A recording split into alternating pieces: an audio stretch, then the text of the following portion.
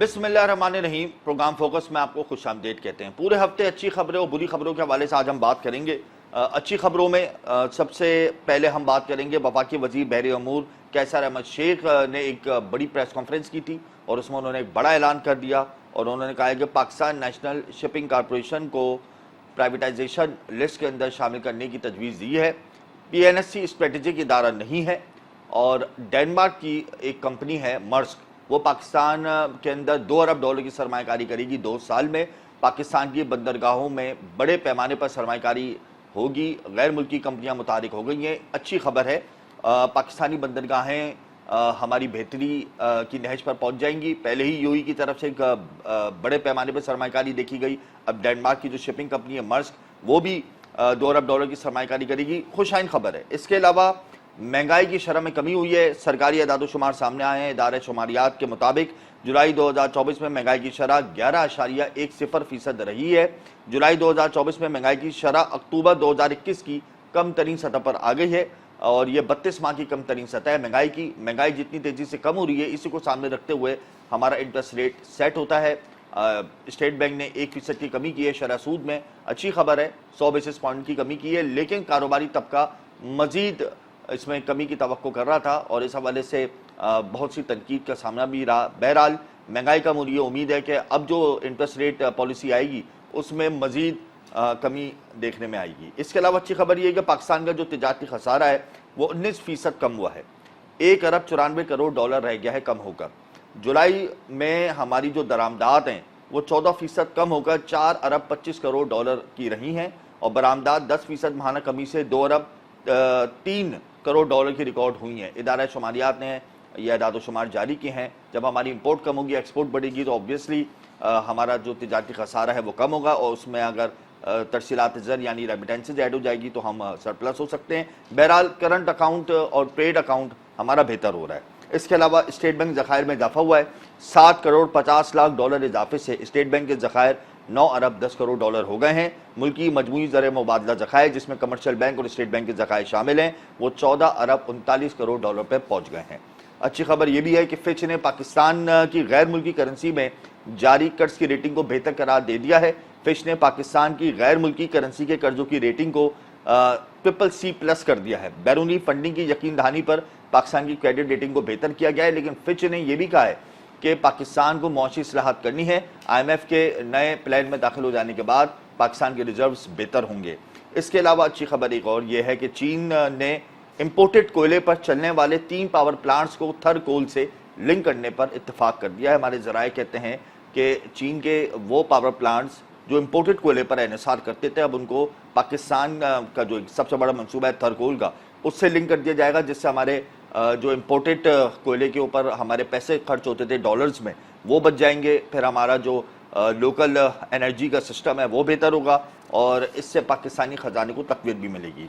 इसके अलावा अच्छी खबर एक और ये है कि पाकिस्तान की तारीख में पहली बार चावल की एक्सपोर्ट ने नया रिकॉर्ड कायम किया है। पाकिस्तानी चावल की एक्सपोर्ट पहली बार $3 अरब 88 करोड़ को छू गई है, अप्रॉक्सीमेटली $4 अरब की, और इसका क्रेडिट जो है वो हमारे एक्सपोर्टर्स को भी जाता है, तो उन्होंने नई मार्केट्स को तलाश किया। फिर इंडिया बासमती राइस पूरी दुनिया के अंदर बैंड है, इंडिया ने एक्सपोर्ट के ऊपर पाबंदी लगाई है, उससे भी हमें फ़ायदा मिला है। तो राइस एक्सपोर्ट का जो ये फिगर है वो दूसरे नंबर पर आ गया है। पहले पे टेक्सटाइल, दूसरे पे राइस और तीसरे पे IT है। इसके अलावा इस हफ्ते हमने अच्छी खबर ये भी सुनी कि मुल्की मईशत के लिए ये बहुत अहमियत की हामिल खबर है कि खैबर पख्तूनख्वा में तेल और गैस का ज़ख़ीरा दरियाफ्त हो गया है और पाकिस्तान ऑयल फील्ड्स ने पाकिस्तान स्टॉक एक्सचेंज को ख़त भेज कर इस मुताल्लिक़ आगाह किया था और खैबर पख्तूनख्वा में तेल और गैस का ये ज़ख़ीरा मिला है। ये अच्छी खबर है। इसके अलावा कराची के अंदर 19वीं माई कराची नुमाइश का आगाज़ हो गया था इस हफ्ते और वज़ीर आला सिंध मुराद अली शाह मेहमान ख़ुसूसी थे। उन्होंने इस तकरीब से खिताब किया। तिजारती मुआहदे हुए।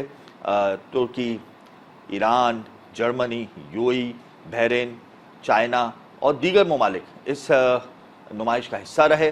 तिजारती मुआहदे हुए, खुशाइन बात है। और देखें, इस तरीके की नुमाइश से हमारा तिजारती पहिया तक़वियत पाता है। नए MOUs होते हैं, नए एग्रीमेंट्स होते हैं, इससे बिज़नेस डेवलप होता है। वैसे ही हमारे पास से FDI जा रही है मुल्क से बाहर تو ایسے تجارتی معاہدے جو نمائش میں ہو رہے ہیں یہ بڑی اہمیت کے حامل معاہدے ہوتے ہیں اور اس کو حکومت فل سپورٹ کر رہی ہے، یہ اچھی خبر ہے۔ اب میں آ رہا ہوں بری خبروں پر۔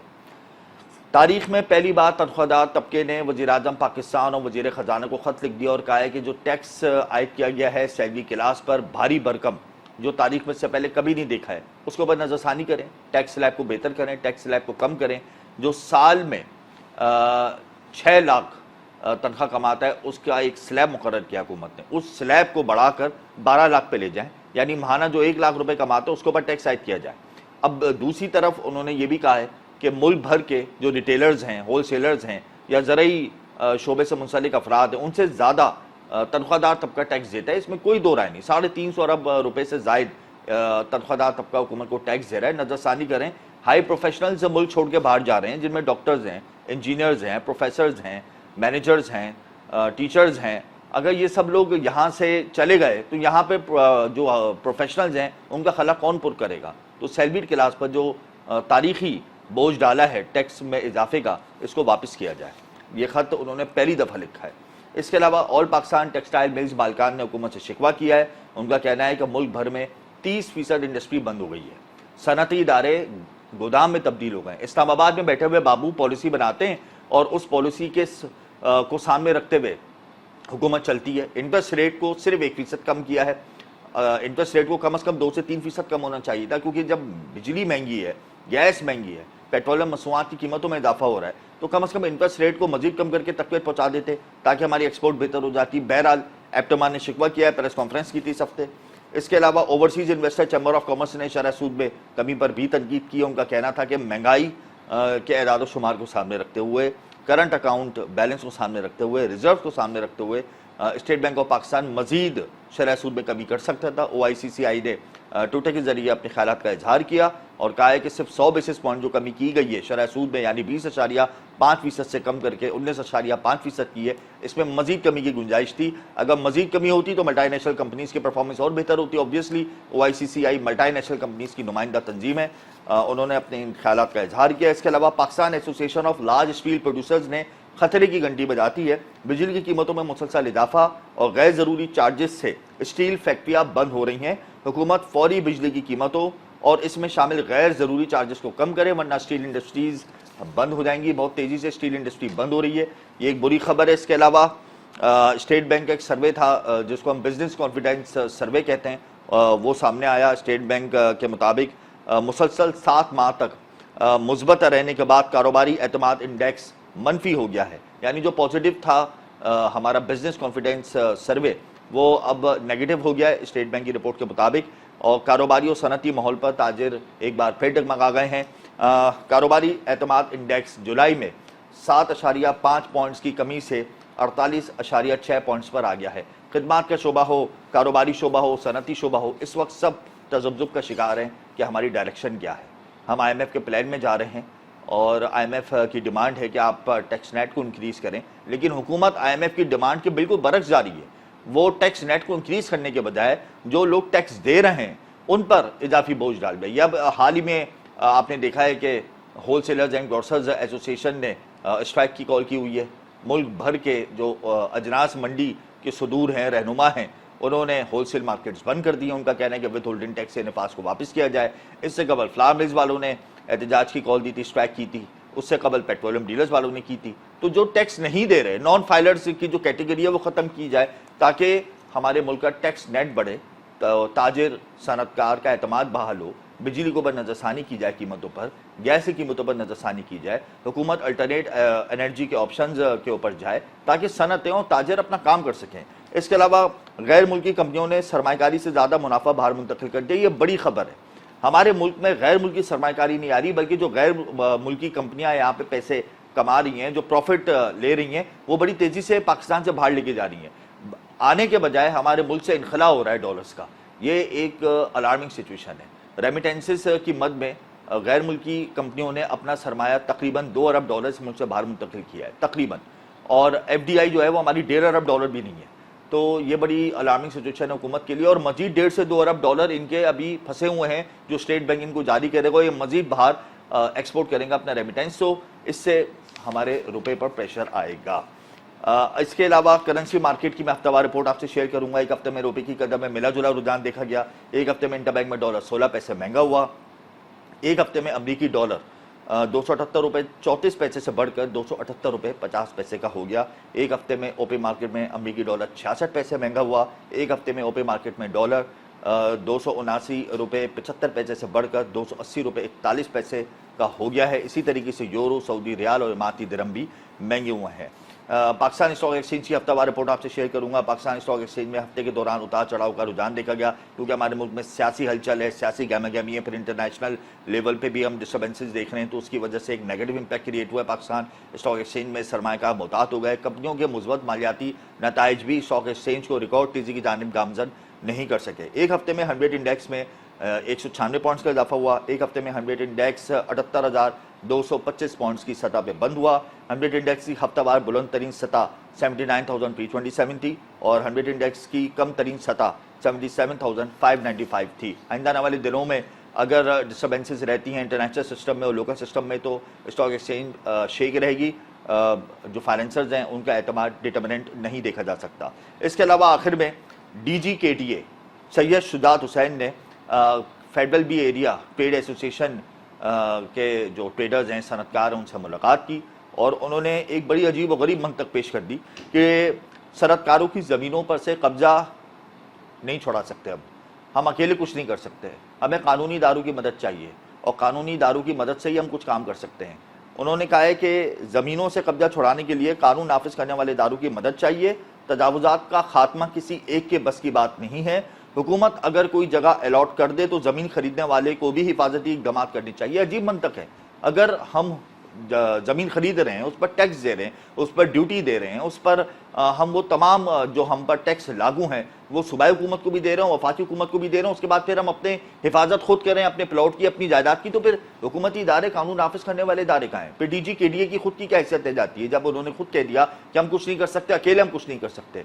तो फिर आप एक अथॉरिटी हैं, आपकी अथॉरिटी को देखते हुए सनतकार, ताजिर लोग आपसे मुतालबा करते हैं और आप अगर हाथ खड़े कर देंगे तो किस तरीके से ये मामला चलेंगे। बहरहाल आज उन्होंने एक बड़ी अजीब मंतक पेश की है, इस पर भी सनतकार थोड़े से तजब्जुब का शिकार हैं। बहरहाल ये हम देख रहे हैं सिलसिला कि कराची के अंदर कारोबारी हो, कारोबारी तबका हो, सनती तबका हो, तिजारती तबका हो, उनकी ज़मीनों पर कब्जों का सिलसिला जारी है। सिस्टम जो लफ्ज़ है वो कराची की ख़ास तौर पर बिजनेस कम्युनिटी को निगल रहा है और यहाँ से भी कैपिटल फ्लाई हो रहा है, ख़ास तौर पे कंस्ट्रक्शन और रियल एस्टेट सेक्टर का।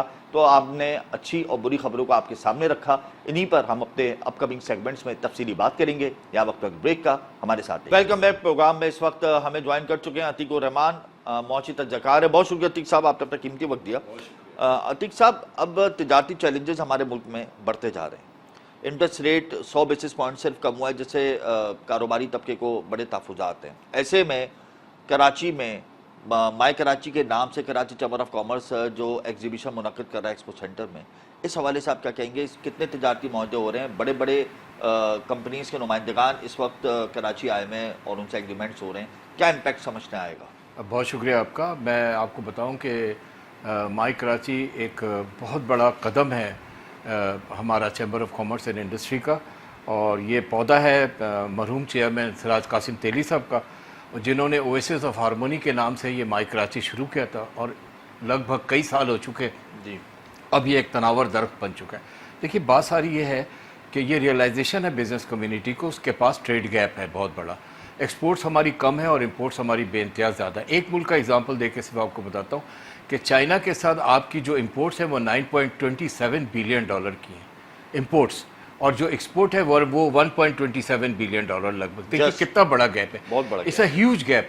तो अब कोशिश ये की जा रही है कि ना सिर्फ ये कि फार ईस्ट में उन मुल्कों के साथ जो हमारे बहुत दोस्त हैं और हमारे पास बड़े मेहरबान हैं, इंडोनेशिया, थाईलैंड और मलेशिया वगैरह, तो इनके साथ ना सिर्फ ये कि इस दोस्ती को निभाया जाए, बल्कि उनसे ये भी कहा जाए कि जहाँ हमारे साथ उनकी बिलियंस की इंपोर्ट हैं, तो उन इंपोर्ट्स के साथ साथ वो हमारे एक्सपोर्ट को, हमारे मेड इन पाकिस्तान को भी तरजीह दें और उसको आगे बढ़ने में मदद करें। इसके लिए कोशिश हो रही है, और साथ ही साथ अफ्रीकन ममालिक की तरफ भी देखा जा रहा है, जिसमें आप देखें ताज़े मलावी, इथोपिया, ये सब बहुत सारे मुल्क हैं जो चैम्बर के ही मेंबर और चैम्बर के पोस्ट होल्डर्स, साबका पोस्ट होल्डर्स, उसके ऑनररी कौंसल जनरल बने हैं और इस बात पे काम हो रहा है बहुत तेज़ी से। साथ ही साथ ये हो रहा है कि ये देखा जा रहा है कि किस तरह से हम अपने एवेन्यूज़ को सेंट्रल एशियन रिपब्लिक के साथ भी बढ़ाने में कामयाब हो। तो देखिए, एक तरफ सेंट्रल एशियन रिपब्लिक है, एक तरफ अफ्रीका है, एक तरफ फार ईस्टर्न एशिया है, तो इन सब पे काम हो रहा है। और अल्हम्दुलिल्लाह हमारी एग्जीबिशन में माई कराची में इस वक्त लगभग कोई 9-10 ममालिक शामिल हैं और बहुत ही ज़्यादा इस पर बातचीत भी हो रही है और एग्रीमेंट्स भी हो रहा है। कोई कुछ भी नहीं तो कल तक जब तीसरा दिन आ जाएगा तो हम कोई बिलियंस डॉलर्स के अग्रीमेंट करने में कामयाब हो जाएंगे इन ममालिक के साथ। अच्छा, तो इस तरह एक्सपोर्ट भी बढ़ेंगी। और साथ ही साथ एक बात ऐड कर दूं कि देखिए, एनवायरनमेंट पे भी बहुत काम हो रहा है। जहां हमारे पास एक बहुत बड़ा इशू हमारा एनर्जी क्राइसिस है, वहां दूसरा बहुत बड़ा इशू हमारा एनवायरनमेंट भी है।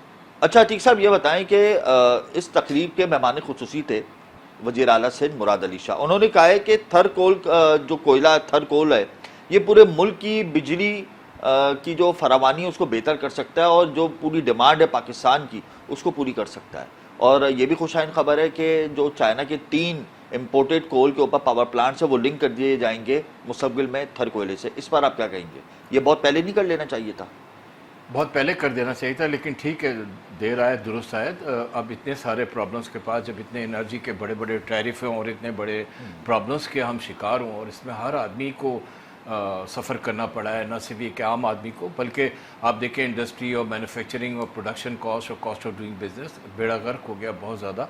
तो अब जब ये रियलाइजेशन सामने आया तो ये एक बहुत अच्छा ऐलान है, इसको काबिल सताइश समझा जाए और इस पर काम करना चाहिए। पूरे मुल्क में इसके बारे में एक अच्छी सोच आई है और ये मजबूत रवैया है। और अच्छा है कि हमारा थर कोल जो है वो ज़्यादा से ज़्यादा डिग आउट होगा और ज़्यादा से ज़्यादा उसकी यूटिलाइजेशन होगी और ज़्यादा से ज़्यादा वो इस्तेमाल होगा।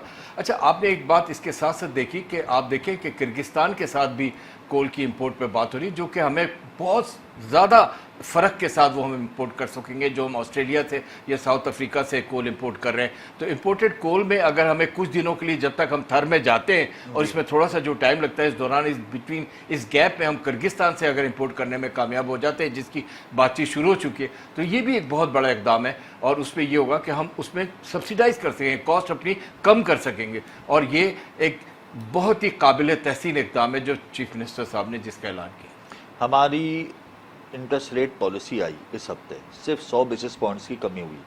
महंगाई के अदाद शुमार हमारे बेहतर हैं, करंट अकाउंट बैलेंस के अदाद शुमार बेहतर हैं, पेड डेफिसिट हमारा कम हुआ है। तो आप नहीं समझते कि 100 बेसिस पॉइंट से बढ़कर अगर 200-300 बेसिस पॉइंट्स की कमी हो जाती तो जो कारोबारी फ़िज़ा है वो हमारे मुल्क की और बेहतर हो जाती? आपने बिल्कुल बजा फरमाया। एक्सपेक्ट यही कर रहे थे कि बेसिस पॉइंट ज़्यादा कम होंगे, कोई 3-4 बेसिस पॉइंट कम हो जाएंगे।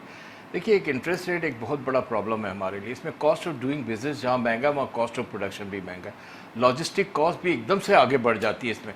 आप देखें कि एसएमईज़ को इसमें सबसे ज़्यादा प्रॉब्लम होता है। अब आप 80% तो डोमेस्टिक बैंक से गवर्नमेंट कर्जा ले लेती है, 20% बचता है। उस 20% में भी अगर इस इंटरेस्ट रेट पे एसएमईज़ जाकर लें तो उनका वारा नहीं खाता, क्योंकि वो एक लिमिटेड इनकम और लिमिटेड वसाइल के साथ काम करने में। अब हमारे मुल्क में कोई 82 to 90% एसएमईज़ हैं जो बहुत ज़्यादा सफ़र कर रहे हैं इतने बड़े इंटरेस्ट रेट से।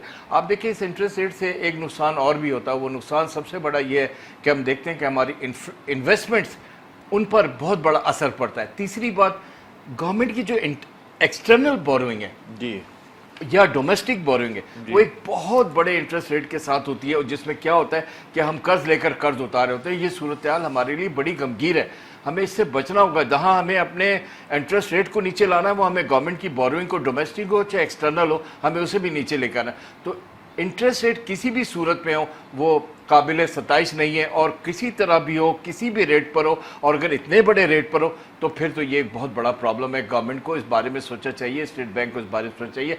बिजनेस कम्युनिटी की हमेशा डिमांड रही कि वो कॉस्ट ऑफ डूइंग बिजनेस को ईज करना चाहते हैं, प्रोडक्शन को नीचे लाना चाहते हैं। इस कॉस्ट में अगर आप बोरिंग पे जाएंगे तो कॉस्ट ऑफ क्रेडिट बेइंतहा महंगा है हमारा, और लोगों की हिम्मत नहीं है कि इस क्रेडिट कॉस्ट पे जाकर के बोरिंग करें। हमारे मुल्क में एफडीआई नहीं आ रही, मल्टीनेशनल कंपनीज अपने रेमिटेंस से मुल्क से बाहर लेकर जा रही हैं। 2 अरब 21 करोड़ डॉलर का मुनाफा पाकिस्तान से बाहर मुंतकिल हो गया। मल्टीनेशनल कंपनीज अपना मुनाफा बाहर ले गई हैं, और जो गैर मुल्की सरमायाकारी है वो सिर्फ 1.5 अरब डॉलर की है।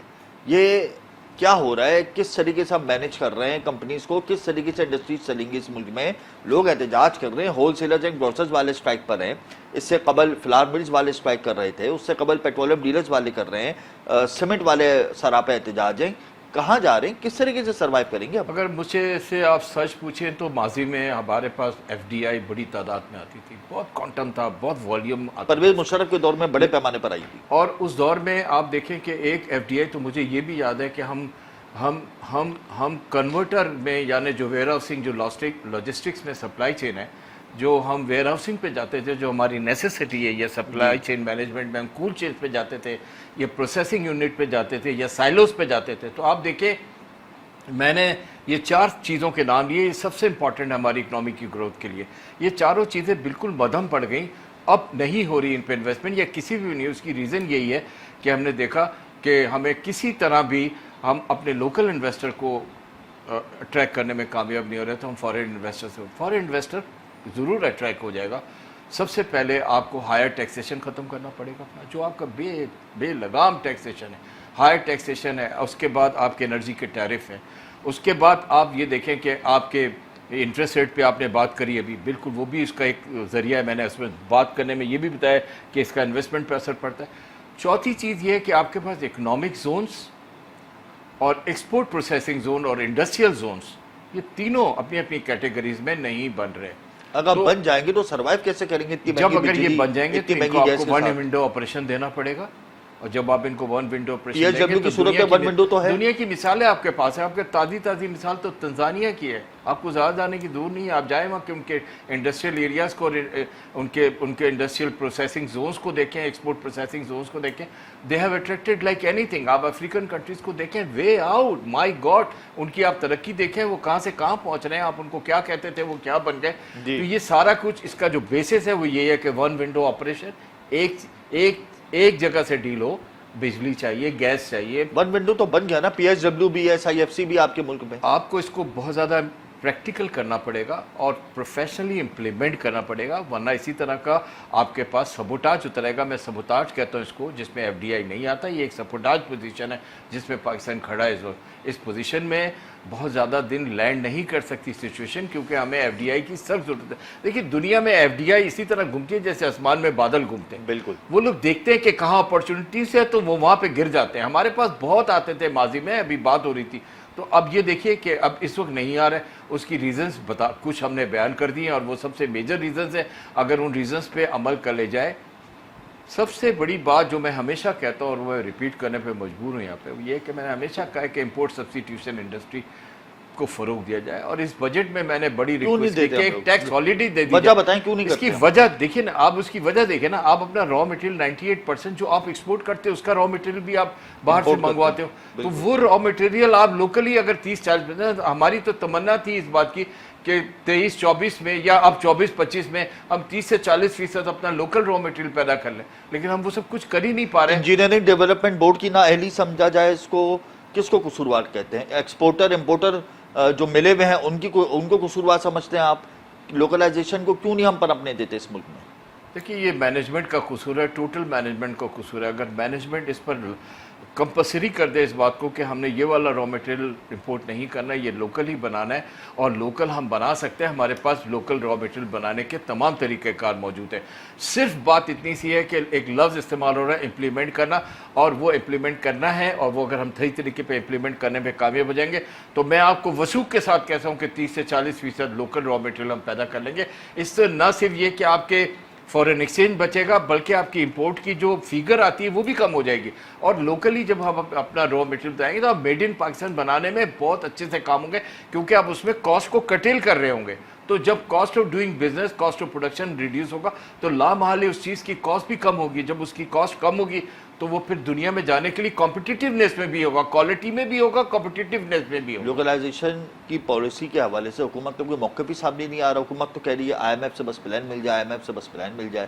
تو میڈ ان پاکستان کا فارمولہ کیسے امپلیمنٹ ہوگا اس ملک میں؟ دیکھیے آئی ایم ایف سے تو ہم صرف لون لے رہے ہیں, اس سے ہمیں صرف 2 ہی فائدے ہیں. ایک تو ہماری فورن ایکسچینج ٹھیک ہو جائے گی, زیادہ ہمارے جو ڈونرز ہیں جن کو ہم ملٹی لیٹرل ڈونرز یا ملٹی نیشنل ڈونرز کہتے ہیں, وہ تمام ڈونرز ہم سے اس بات پہ راضی ہو جائیں گے کہ آپ کو ایک بڑے ڈونر نے لون دے دیا تو ہم بھی آپ کو لون دے دیتے ہیں. تو اس پہ کیا ہوگا کہ لون پہ لون بڑھتا چلا جائے گا.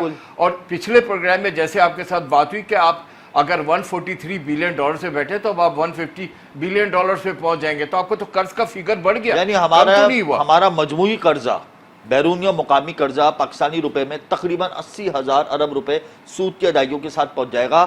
آپ نہیں سمجھتے کہ یہ ہمارے لیے ایک وبال ثابت ہوگا مستقبل میں؟ نے شروع میں بات کی اور آپ سے بتایا کہ جو ڈیٹ ہے ہمارا, جو ڈیٹ اورینٹڈ کنٹری ہم بن گئے, یہ ایک بہت بڑا ڈسٹریس ہے اور اسٹریس ہے ہم پر, اور یہ قوم کے ہر بچے پر ہے. آخر میں مجھے یہ بتائیں, ریجنل ٹریڈ اور بارٹر ٹریڈ کو فوکس کیوں نہیں کر رہے ہم لوگ اس وقت؟ بارٹر ٹریڈ میں بہت سارے پرابلمز آپ کو آ جاتے ہیں, اور وہ اب سب کو پتہ ہے وہ کیا پرابلمز ہیں. لیکن اگر ہم اپنے بارٹر ٹریڈ کو, جیسے ہم کچھ بارٹر ٹریڈ کرنے میں کامیاب بھی ہوئے, اگر ہم اپنے ریجنل کنٹریز کے ساتھ بارٹر ٹریڈ کریں تو آئی ایم شیور کہ ہم اپنی ایکسپورٹ کی فیگرز کو بڑھانے میں کامیاب ہو جائیں گے. اور یہ جو بات ہو رہی ہے را مٹیریل وغیرہ کی, اور یہ جو چارٹر آف اکانومی کی بات ہو رہی ہے, یہ بہت ایزی ہو جائے گا. اس کو پریفرنس دینا چاہیے, اس کو پرائرٹی دینی چاہیے. اگر ہمارے پاس اس کی پرائرٹی نہیں ہے تو ہم اس کو پرائرٹی بنائیں.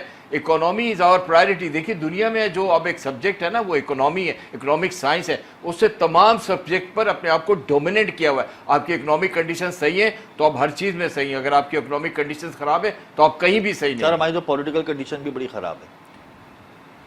اللہ تعالیٰ رحم کرے جی. ہم لوگوں کو سوچنا چاہیے کہ ہمارا پریفرنس جو ہے وہ ہمارا اکنامک چارٹر ہے, ناٹ دی پولیٹیکل چارٹر. بہت شکریہ عتیق الرحمان صاحب, آپ نے اپنا قیمتی وقت دیا. یہاں وقت بریک کا ہمارے ساتھ. Welcome back. Nasir Hussain Tabani general secretary ہیں سیلوی کلائز الائنس کے, انہوں نے ہمیں پروگرام میں جوائن کیا ہے. ناصر صاحب, پہلی دفعہ سیلوی کلائز الائنس پاکستان نے پرائم منسٹر کو خط لکھ دیا. تنخواہ دار طبقے پر ٹیکسوں کا بوجھ لاد دیا گیا ہے, پروفیشنلز ملک سے باہر جا رہے ہیں, سیلوی سلیب پر نظر ثانی کی جائے, کمی کی جائے. یہ مطالبات آپ نے خط کے ذریعے رکھ دیے ہیں, کیا امید ہے آپ کو؟ بہت شکریہ. السلام علیکم. دیکھیں ہمارے خاص, جیسے ہم نے پہلے اپنے آپ کے چینلز کے تھرو اور اپنے پریس کانفرنس میں یہ درخواست کی تھی کہ تنخواہ دار طبقے پر بہت زیادہ بوجھ ڈال دیا گیا ہے, مستقل ہر سال ہو رہا ہے, اس سال کہیں زیادہ تھا. تو اسی لیے ہم نے درخواست کی تھی کہ 1 لاکھ روپے ماہانہ تنخواہ والے کا ٹیکس ختم کیا جائے, پچھلے سال کے ٹیکس ریٹ بحال کیے جائیں, ٹیکس کریڈٹ بحال کیا جائے, منیمم ویجز کے قانون کو فالو کیا جائے, تاکہ تنخواہ دار طبقے پر بوجھ کم ہو اور وہ ملک کی اکانومی میں جی ڈی پی میں اپنا حصہ ادا کر سکے. یہی سب گزارشات ہم نے پرائم منسٹر کو اپنے خط میں لکھی ہیں, جس میں ہم نے فائنانس منسٹر کو بھی کاپی کیا ہوا ہے, اور وہ خطوہ ریسیو ہو گئے. ہمیں پوری امید ہے کہ اس پہ مثبت سٹیپس لیے جائیں گے تاکہ تنخواہ دار طبقے کو, جو ہمیشہ زیادہ ٹیکس دیتا ہے, پورا ٹیکس دیتا ہے, 100% ود ہولڈنگ ہے, ان کو ڈیو ریلیف دیا جائے. اور اس سلسلے میں ہم نے جیسے خبروں میں دیکھا ہے کہ کچھ اس پہ اقدامات شروع ہوئے, تو ہم اس کو خوشائند قرار دیتے ہیں. سیلوی کلاس الائنس پاکستان ان اقدامات کو شاید قرار دیتی ہے, لیکن ہمیں دیکھنا ہے کہ ایکچولی کیا ہوتا ہے. اور صرف 1 لاکھ ماہانہ تنخواہ والے نہیں, باقی جو سیکٹر پہ ٹیکس بڑھا ہے سلیبز والوں پر, اس کو بھی ٹیکس کم کیا جائے. اچھا ناصر صاحب, دیکھیں اس کے اوپر تو کمی کی جائے گی, نظر ثانی کی جائے گی, ہوگی بھی یا نہیں ہوگی اس پر بھی ایک سوالیہ نشان ہے. لیکن اس ضمن میں جو پروفیشنلز ہیں پاکستان کے, ہائی پروفیشنلز, وہ بڑی تیزی سے ملک چھوڑ کے باہر جا رہے ہیں, جن میں ڈاکٹرز ہیں, انجینئرز ہیں, مینیجرز ہیں, ٹیچرز ہیں, پروفیسرز ہیں. ان کی کتنی تعداد ہے؟ ایک اندازے کے مطابق کتنے لوگ اس بجٹ کے بعد ٹیکس سے دل برداشتہ ہو کر ملک سے باہر چلے گئے اور جا رہے ہیں؟ جی بالکل. دیکھیں بہت ہی تکلیف دہ صورتحال ہے کہ اس ملک کا اچھا پڑھا لکھا طبقہ جو کریم ہے, جو آرگنائزیشنز کی کریم ہے, جو چیزوں کو مینیج کر رہے ہیں, چاہے سرکاری ادارے میں, پرائیویٹ ادارے میں, 2023 سال میں 8,60,000 لوگ ملک سے باہر گئے. یہ بیورو آف امیگریشن کے نمبرز ہیں. اور اس سال اب تک جون تک 8 لاکھ لوگ جا چکے ہیں, جس میں سے 4 لاکھ لوگ ہائیلی اسکل لوگ تھے. اس کا یہ مطلب ہے کہ بجٹ آنے سے پہلے لوگوں کو یہی توقع تھی کہ اس دفعہ پھر تنخواہ دار طبقے پر ٹیکس بڑھا دیا جائے گا, یوٹیلیٹی بلز مستقل بڑھتے جا رہے ہیں, تو لوگوں کے لیے گزارا کرنا مشکل ہے. تو وہ اپنے بچوں کا مستقبل یہ سوچ کے دیکھ رہے ہیں کہ وہ باہر زیادہ بہتر. اچھا ناصر صاحب, یہ تو بڑا تکلیف دہ عمل جاری ہے کہ برین ہمارے ملک سے ہو رہا ہے, لوگ ملازمت کے لیے باہر جا رہے ہیں. آپ لوگ اس لیٹر کے بعد کوئی احتجاج ریکارڈ کرائیں گے؟ کتنے احتجاج آپ لوگوں نے ملک بھر میں ریکارڈ کرائے ہیں؟ جو احتجاج کا کوئی امپیکٹ نہیں آیا تو آپ نے لیٹر لکھا, کیا اگلا آپ کا ایجنڈا ہے, کیا اگلا آپ کا پلان ہے؟ دیکھیں تنخواہ دار طبقہ آپ کو پتا ہے صبح سے شام تک نوکری کرتا ہے, تو وہ اپنا احتجاج اسی طرح سے ریکارڈ کرا رہا ہے کہ ہم ہفتے میں 2 سے 3 دفعہ احتجاج اپنا پروٹیسٹ ریکارڈ کرا رہے ہوتے ہیں. کراچی شہر کے مختلف مقامات پر ہو رہا ہے. PITC کے باہر جمعے کو بھی ہوا تھا, بارش کے باوجود لوگ باہر آئے تھے. انہوں نے اپنے مسائل بتائے کہ اتنی زیادہ تنخواہ پہ ٹیکس جو کٹ رہا ہے اس کو گزارا مشکل ہے. کراچی کے پاکستان کے باقی شہروں میں بھی پروٹیسٹ ہو چکے ہیں. اسلام آباد میں 3 ہو چکے ہیں, لاہور میں 2 ہو چکے ہیں, پشاور میں بھی 1 ہو چکا ہے. جی اور یہ اگلے ہفتے پھر یہ پروٹیسٹ ہوں گے, کیونکہ ہم دیکھیں تمام جو ہمارے جمہوری حق ہے ہم اس کو استعمال کر رہے ہیں. ہم نے خط لکھا, ہم نے احبیار کو بھی اپروچ کیا, ہم نے یہ پروٹیسٹ کے ذریعے بھی بات پہنچا رہے ہیں, میڈیا کے تھرو ہم بات پہنچا رہے ہیں کہ جو ہمارے جائز مطالبات ہیں اس پہ غور کیا جائے, اور جو بھی اعلان ہوا ہے نا اس پہ کس طرح سے عمل ہوگا ہم اس کو بھی دیکھیں گے. ایک اور جمہوری حق ہے آپ کا, وہ ہے عدالت کا دروازہ کھٹکھٹانا. کیا عدالت میں پٹیشن فائل کریں گے؟ جی بالکل, ہم نے جیسے سپریم کورٹ پہ سوبرٹو اپلیکیشن بھیجی تھی, ابھی تک اس کو کوئی کاروائی تو نہیں ہوئی, لیکن ہم اس پہ ایک لیگل پٹیشن پہ بھی کام کر رہے ہیں. اور مناسب وقت آنے پر ان تمام چیزوں کے سٹیپ لینے کے بعد ہم دیکھیں گے کہ اس تنخواہ دار طبقے کو جو جائز ریلیف کے وہ حقدار ہے وہ نہیں مل رہا, تو بالکل عدالت کا بھی دروازہ کھٹکھٹائے گی. یہ بھی ہمارا جمہوری حق ہے. اچھا ناصر صاحب, صرف سیلویٹ کلاس پر ٹیکسز کا مسئلہ تو عائد نہیں ہے, اس کے علاوہ اور بھی دیگر مسائل ہیں.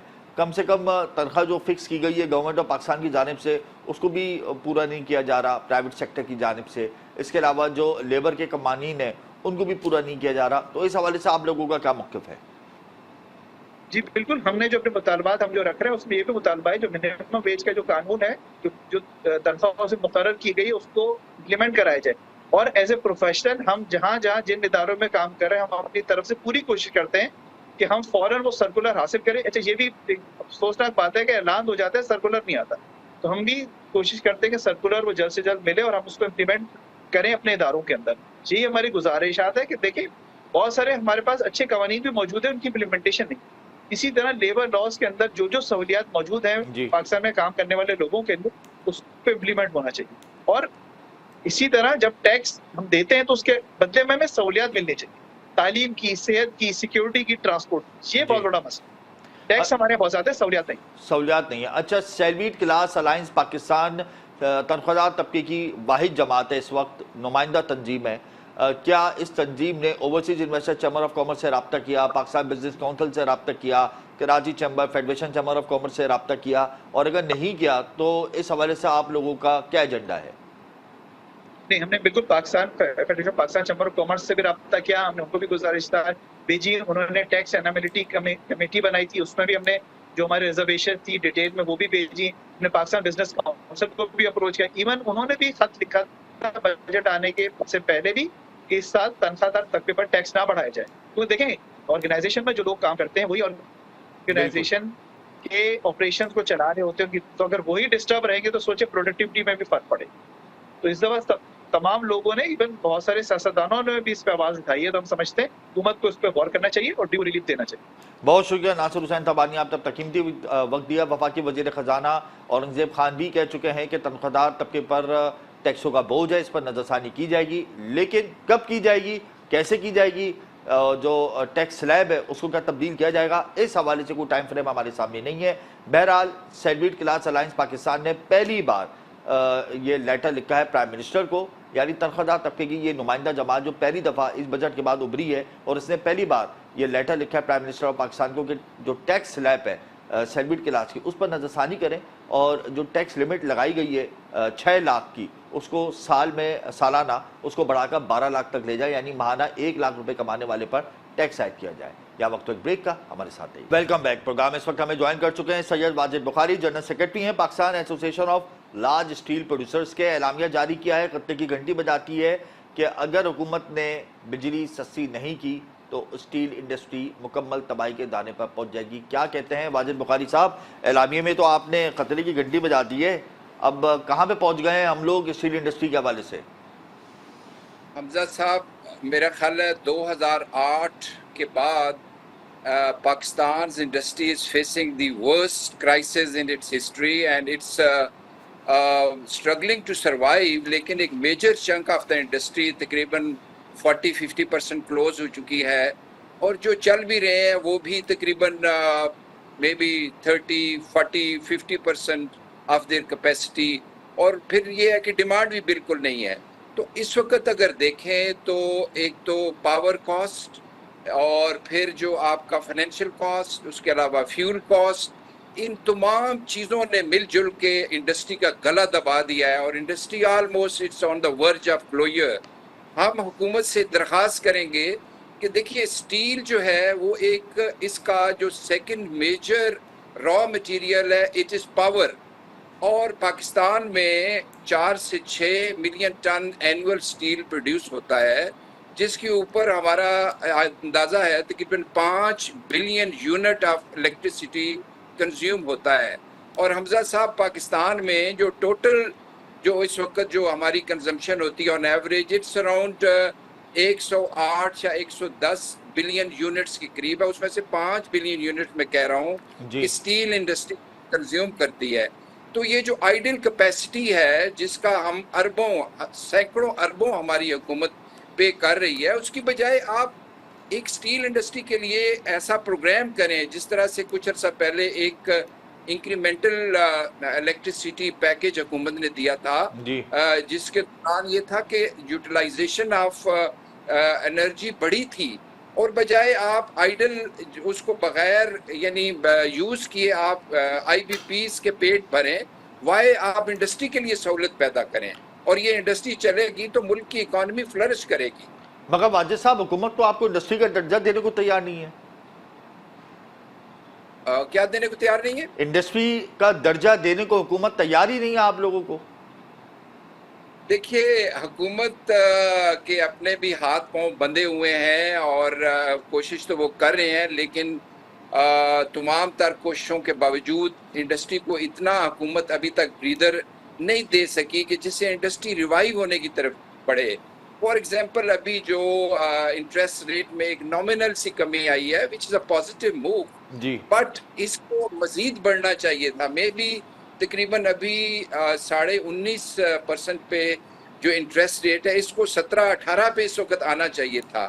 اسی طرح سے میں آپ کو ایک بات بتاؤں حمزہ صاحب کہ خبر میں it is share inefficiency incompetence of the concerned officials, otherwise there is no question کہ اس میں وے آؤٹ نکالا جا سکے کہ اسٹیل انڈسٹری کو آپ کم ریٹ پہ دیں، تو اس سے تو آپ کی پوری انڈسٹری جو ہے وہ ریوائیو ہو سکتی ہے۔ آپ کو پتہ ہے کہ اسٹیل انڈسٹری کے ساتھ تقریباً 40-50 انڈسٹریز جو ہیں وہ منسلک ہیں۔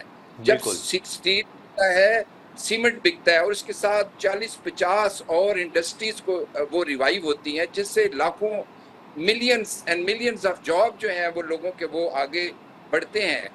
اور حمزہ صاحب، میں آپ کو یہ بھی بتاؤں گا کہ ریسنٹلی انڈسٹری میں میجر لے آفز ہوئے ہیں، لوگوں کی جاب گئے ہیں، اور وہ انڈسٹری جنہوں نے پچھلے 40-50 سال میں کبھی بھی لے آفز نہیں کیے تھے، وہ مجبور ہو گئے ہیں۔ جو سچویشن ہے اس وقت، اتنی خراب حالات ہیں اس وقت۔ مگر واجد صاحب، آپ لوگوں نے ملاقات بھی کی تھی فائنانس منسٹر سے بجٹ سے قبل، اور آپ نے تمام اپنی جو مجبوریاں ہیں، مشکلات ہیں، وہ ان سے شیئر کی تھی، لیکن بجٹ آنے کے بعد فاٹا پاٹا کے حوالے سے کوئی قدم نہیں اٹھا مثبت، آپ لوگوں کے اوپر ٹیکسز کے حوالے سے کوئی مثبت قدم نہیں اٹھا، اس کے علاوہ اسمگلنگ کلچر ہم اسٹیل کا ابھی بھی دیکھ رہے ہیں، تو اس سے تو ہماری مشکلات کم نہیں ہوں گی بلکہ یہ بڑھیں گی، اور اوبویسلی جب اسٹیل سیکٹر بند ہوگا تو اس سے منسلک 45 الائٹ جو سیکٹرز ہیں وہ ڈسٹرب ہوں گے، اس سے کنسٹرکشن سیکٹر، آٹو سیکٹر سب ڈسٹرب ہوگا۔ جی بالکل، میں آپ کو بتاؤں کہ اس وقت جو کنسٹرکشن انڈسٹری ہے، اگر میں بہت آپٹیمسٹک ویو بھی لوں تو 80 سے 90% کنسٹرکشن انڈسٹری بند ہو چکی ہے آپ کے ملک میں، اور آپ کو پتہ ہے کہ construction industry is a major job producer, اور یہ چیز بالکل انفارچونیٹلی ایسے ہو رہی ہے۔ آپ نے فاٹا پاٹا کا ذکر کیا ہے، دیکھیں ہمارے ہاں یہ اس پہ ہم نے بہت سٹرگل کی، ہم فائنانس منسٹر صاحب سے ملے، اور انہوں نے بھی سٹیٹمنٹ بھی دی کہ ان جو ایگزمپشنز جو ان آرڈینیٹ آئی وڈ سے ایگزمپشنز دی ہوئی ہیں فاٹا پاٹا کو، کہ وہ آگے ایکسٹینڈ نہیں کی جائیں گی۔ لیکن پاکستان میں جو سب سے بڑا ہمارا ایک پرابلم ہے کہ جو اکنامکس ڈیسیژنز ہیں وہ انڈر پولیٹیکل کنسیڈریشن لیے جاتے ہیں، اور یہ بھی ایک پالیٹکس کے بھینٹ چڑھ گیا یہ ڈیسیژن، انہوں نے اس کو 1 سال کے لیے مزید کر دیا۔ تو یہ دیکھیے، میں تو اس چیز کو دیکھ کے تو لگتا ہے کہ ہماری حکومتیں جو بھی آتے ہیں، they are not serious with the industry of this country۔ Smuggling کے حوالے سے کیا کہیں گے آپ، جو اسٹیل کی اسمگلنگ ہو رہی ہے اس وقت؟ دیکھیے اسمگلنگ میں تھوڑا سا حکومت کو کریڈٹ دینا چاہوں گا کہ اسمگلنگ میں بہت ریسٹرینٹ آئی ہے. مارچ سے آن ورڈ اس میں اسمگلنگ کو حکومت نے روکا ہے. البتہ پورٹ سے چیزیں مس ڈکلیئر ہونے کا جو معاملہ ہے جو کسٹمز اتھارٹیز کے انڈر آتا ہے وہ جاری ہے, جو کہ مختلف چیزیں جو ہیں وہ ان کو مس کلاسیفائی آپ جس کو کہتے ہیں, اس میں بھی ہزاروں ٹن مٹیریل ہے جس پہ ایک تو حکومت کی جو ڈیوٹیز ہیں وہ ضائع ہوتی ہیں, اور اس سے یہ ہوتا ہے کہ وہ آپ کی اکانومی کے سیکٹر جو کہ ایتھیکلی ٹیکس پے کرتے ہیں وہ ہٹ ہوتے ہیں. اس چیز کو تھوڑا سا مزید حکومت کو اور ہماری کسٹم اتھارٹیز کو کنٹرول کرنے کی ضرورت ہے, وہ چیز ابھی بھی جاری ہے. اچھا واجد صاحب, آخر میں مجھے یہ بتاتے ہیں جو اسٹیل کے اسکریپ کے جو ٹریڈرز ہیں وہ ٹیکس میں ہیرا پھیری کیوں کرتے ہیں؟ اسٹیل کے آپ نے ذرا ریپیٹ کیجئے کوشچن. جو اسٹیل کے اسکریپ کا جو کام کرتے ہیں ٹریڈرز, یعنی جو اسکریپ کلیکٹ کرتے ہیں اسٹیل کا, وہ ٹیکسز کے حوالے سے ہیرا پھیری کیوں کرتے ہیں, ٹیکس نیٹ میں کیوں نہیں آتے؟ بہت اچھا کوشچن ہے حمزہ صاحب آپ کا. جی اس دفعہ ہم نے حکومت کو اس سلسلے میں انگیج کیا ہے اور ہم نے گورنمنٹ کو ریٹن ایشورنس دی ہے کہ جو لوکل اسکریپ جو کہ تقریباً ٹوٹل جو پاکستان میں اسکریپ یوز ہوتا ہے اس کا تقریباً 20-25% بنتا ہے, جی اس سے حکومت کو زیرو ریونیو آتا تھا. ہم نے اس میں حکومت کو اپروچ کیا اور اس میں ہمیں امید ہے کہ کچھ جو بجٹ میں گورنمنٹ نے میئرز لی ہیں اس سے حکومت کو تقریباً 100 بلین روپیز کا ریونیو آنے کی اس سے ہمیں امید ہے. اور اگر یہ چوری, یہ ڈاکہ جو ریونیو کا بند ہوگا تو میں سمجھتا ہوں کہ اس سے آپ اسٹیل انڈسٹری کو ایک دس از اے پازیٹیو تھنگ اس سال کی جو ہے, میں یہ سمجھتا ہوں کہ انڈسٹری کو ریوائیو کرنے میں ہونے میں اس سے بہت مدد ملے گی. لیکن یہ اب تک ایک جو گورنمنٹ کے ریونیو پہ ڈاکہ ڈلتا رہا ہے اور اس پہ کوئی میئر نہیں لیا گیا تھا. یہ اس سال سے ہمیں امید ہے انشاءاللہ کہ جو گورنمنٹ ابھی جو ان کو امپلیمنٹ ہونا ہے میئرز کو ہوئے تو گورنمنٹ کا ریونیو بہت زیادہ بڑھے گا اس سے, اور انڈسٹری بھی انشاءاللہ ریوائیو ہوگی.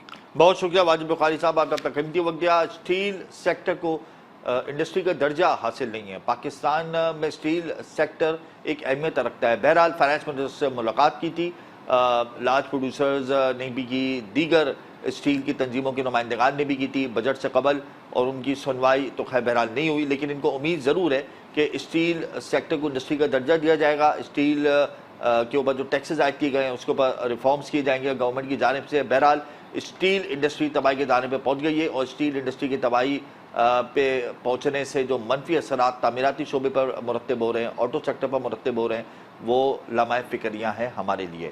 پروگرام کا وقت یہاں ختم ہوتا ہے. مجھے میری ٹیم کو اجازت دیجیے. اللہ حافظ.